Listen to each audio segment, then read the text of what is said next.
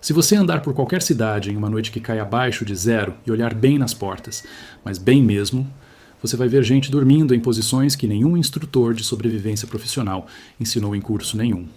Usando materiais que não custam nada, mantendo a temperatura corporal que deveria ser fisicamente impossível dado o que tem.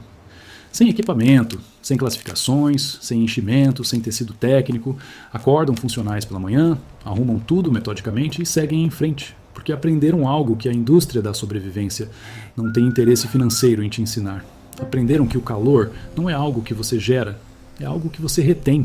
O mercado moderno de produtos para aquecimento é construído em uma única suposição que eles nunca dizem em voz alta.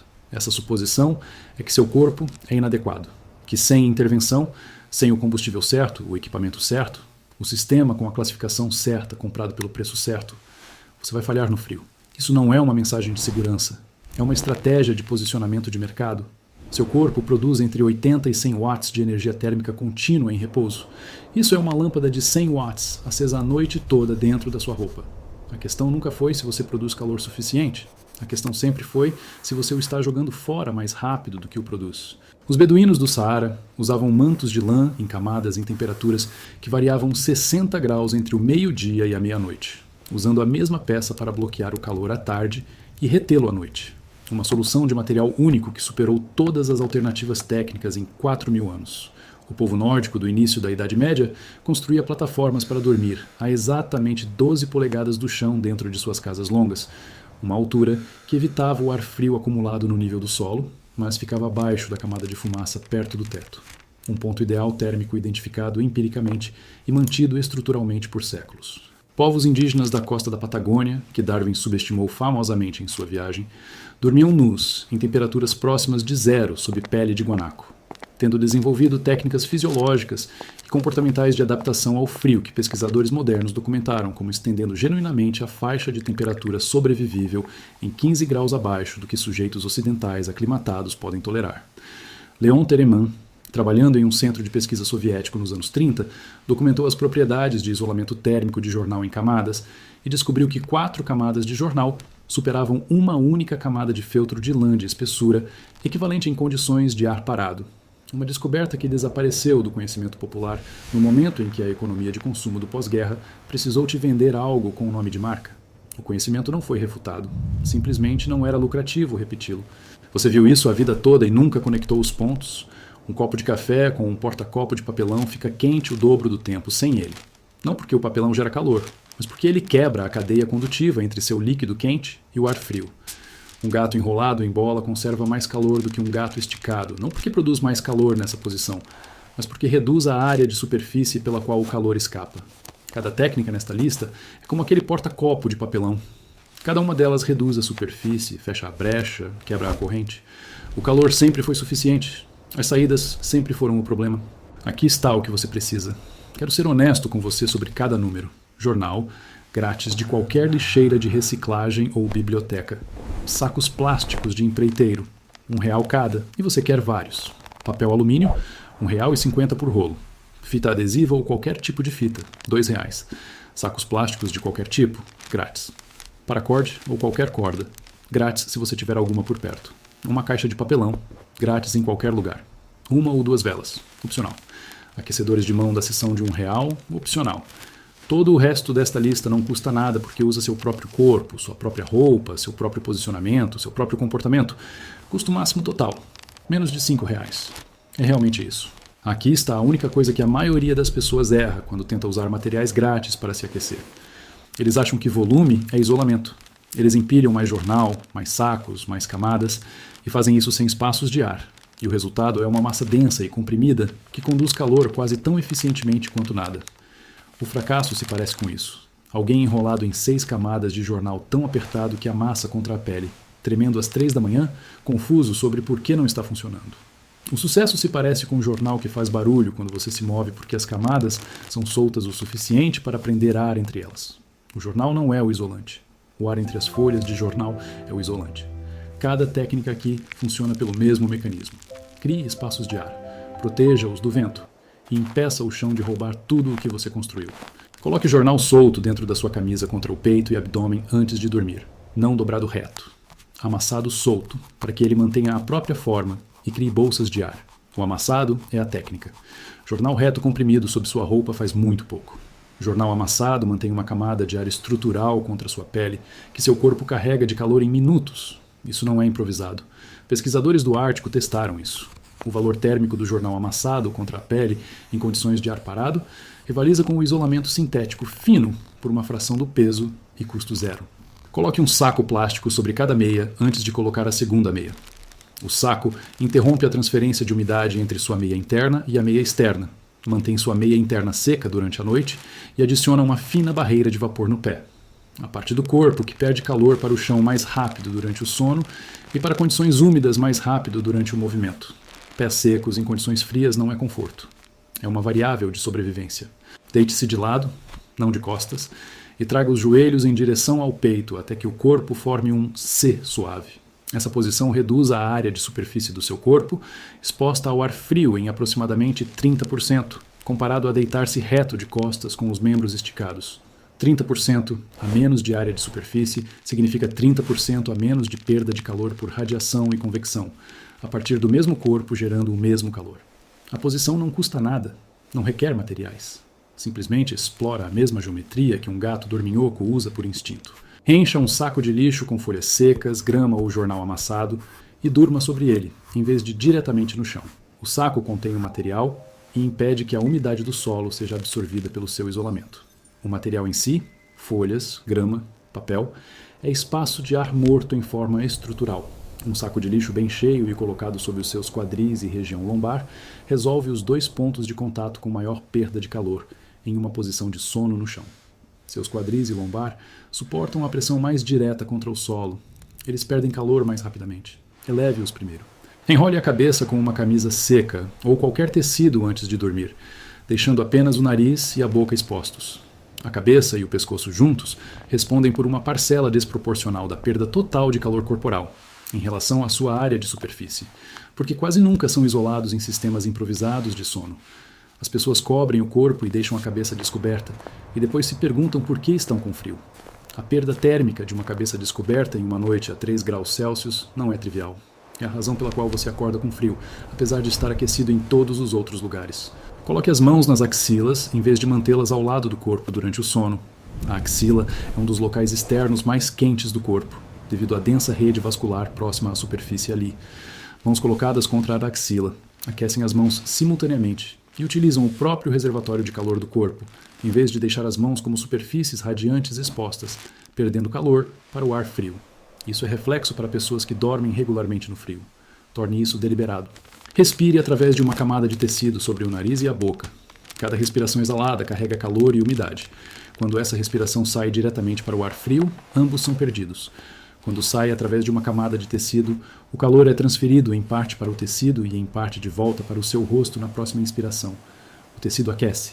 Seu ar inalado é pré-aquecido pelo tecido.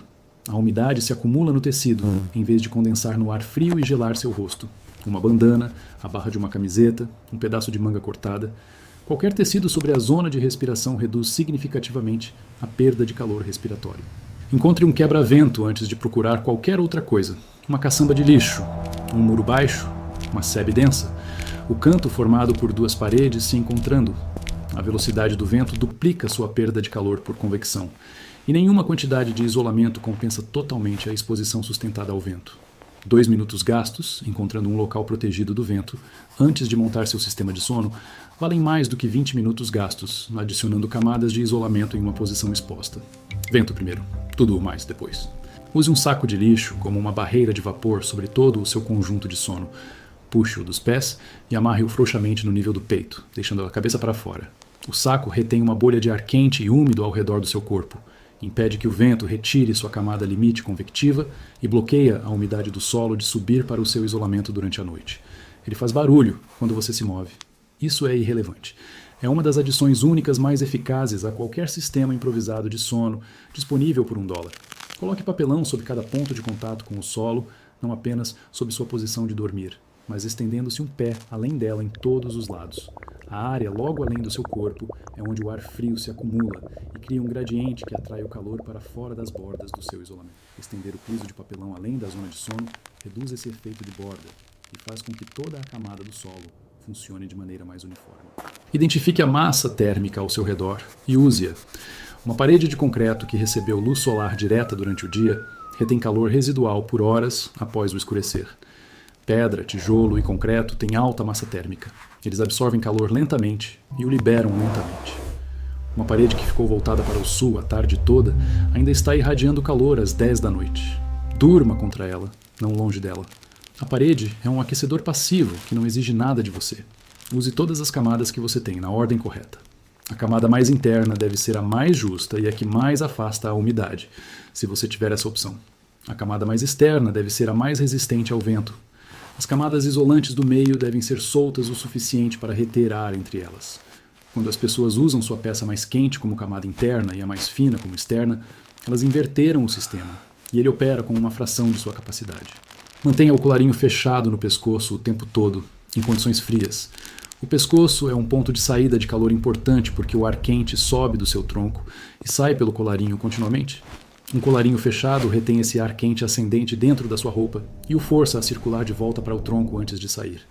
Um colarinho aberto o deixa escapar diretamente. A diferença na temperatura percebida entre um colarinho aberto e fechado em ar frio em movimento não é sutil. Coma antes de dormir, se tiver comida à mão. A digestão gera calor metabólico. Um corpo que tem alimento para processar produz mais calor do que um corpo em jejum, pelas 3 a 4 horas seguintes à refeição. Em condições de sobrevivência no frio, comer antes de dormir não é sobre o momento certo para a nutrição. É sobre termogênese. As calorias viram calor exatamente na hora em que você mais precisa. Vá ao banheiro antes de dormir e não ignore a vontade durante a noite. Uma bexiga cheia força seu corpo a gastar energia para manter esse líquido na temperatura central. O custo térmico de manter uma bexiga cheia de fluido frio num corpo frio não é zero. Esvaziá-la antes de dormir é uma economia calórica gratuita que seu corpo redireciona para o aquecimento central. O treinamento militar de inverno ensina isso explicitamente. A comunidade civil de sobrevivência quase nunca menciona isso. Coloque 2 camadas de saco plástico nos pés inteiros. Um saco sobre o pé nu, uma meia sobre ele, um saco sobre a meia, uma meia sobre isso, se tiver. O sistema alternado de meia saco cria camadas de ar preso em cada interface e fornece barreiras de vapor entre cada camada isolante. O saco externo impede que a umidade externa atinja o isolamento.